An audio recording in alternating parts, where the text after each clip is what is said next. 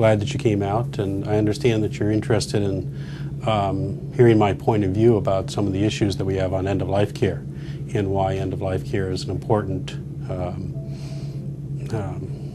part of nursing home care. A lot of people don't realize that nursing homes are where much of end-of-life care is being done in the United States right now. At least 1 out of 5 people in the United States die in a nursing home right now. And nursing homes are really not set up to handle people at the end of life under the current regulatory structures. That's a big problem. Nursing homes are the most regulated industry in the United States right now, nuclear power being the second most regulated industry, to put it in perspective. And yet the regulations state very clearly that the purpose of a nursing home is to maintain or improve function. The question is then, how are you supposed to die in a nursing home if you're trying to maintain or improve function? I've had aides come up to me with tears in their eyes and say, why do we have to walk Mrs. So-and-so 2 days before she died? We knew she was dying. The doctors knew she was dying. Family knew she was dying. I mean, the janitor knows this person's dying. We have to get this person up and walk her in the hall 2 days before she's dying? I mean, what kind of sense is that? And it's the regulations are that you have to maintain or improve function. That's what nursing homes are about right now. It used to be the nursing homes were warehouses for death. That was the title of a very famous book about Canadian nursing facilities. And people were just warehoused in them. Well, nursing homes have changed a lot. They're now a large industry which is dedicated towards rehabilitation. I mean, that's why you move somebody from the hospital over to the nursing home, we'll get you rehabilitated, then we'll get you home and you'll do fine.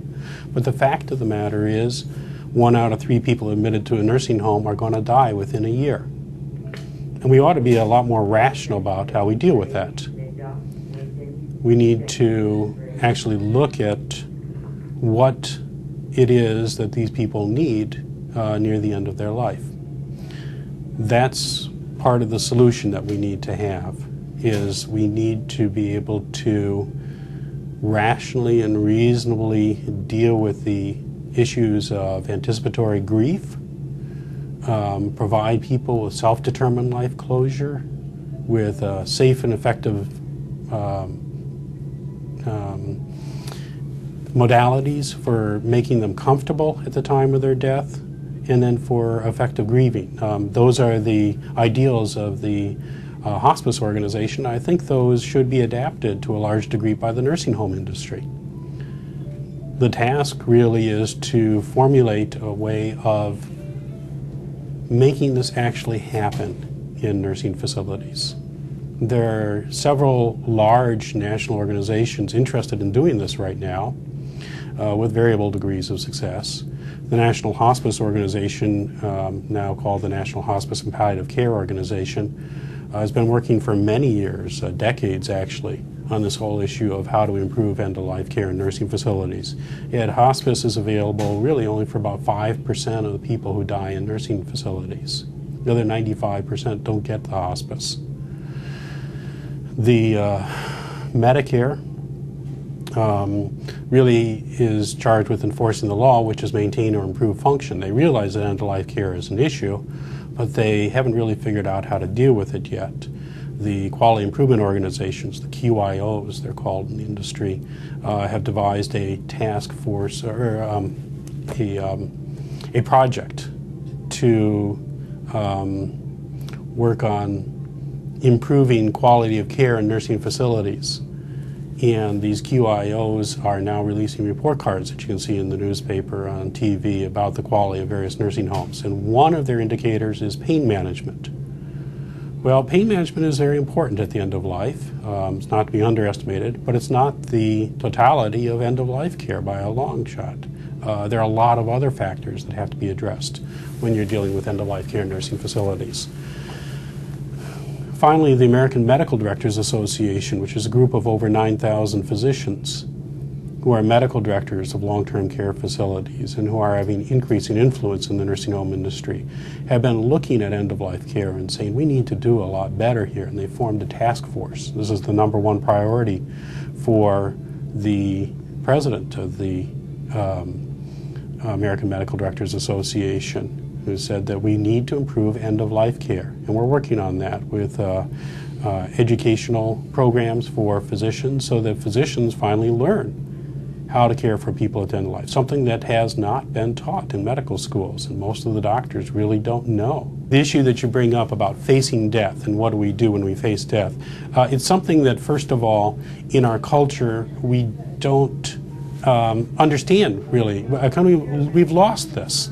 It used to be in houses that you'd have a front parlor, and I think most people don't even know what the front parlor is for, but it used to be the place where you'd lay out the body. I mean, that was right there, built into your house, right into your home. A place for in the front of the farmhouse where you could put the person who died so that the neighbors could come over and they could see the person before they were buried and pay their last respects. That was actually built into the house. A couple hundred years ago, the very worst way to die, the very worst, bar none, was suddenly. Now you ask people now how they want to die, they go, oh well, one moment I want to be there, the next moment, boom, I want to be gone.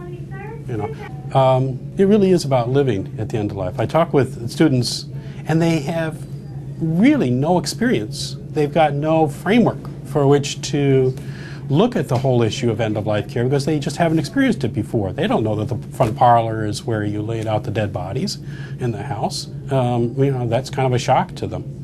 And their idea is, oh, you know, if I'm going to die, I want to die quickly. I want to be there one moment, and the next moment I'm gone. And it's really because they haven't seen the process before. They're ignorant, really, of what the process is. And yet these doctors have to learn, because who do we look for guidance? Patients come and say, well, I've never died before, you know, how am I supposed to do this? And, you know, they look to their doctor, and the doctor is supposed to say, well, this is how you do it, right? Or this at least is some general guidance about, you know, what we can anticipate, and these are some things that you might want to attend to. There's a lot of growth that takes place. Ira Byock has a whole book on this subject about growth at the end of life, and it's really true.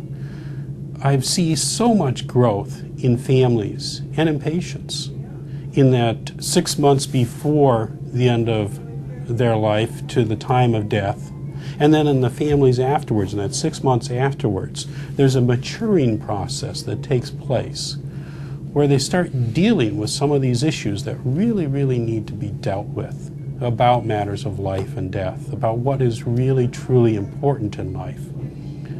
Well, you know, it's really like the rest of medicine, but it's a lot of work.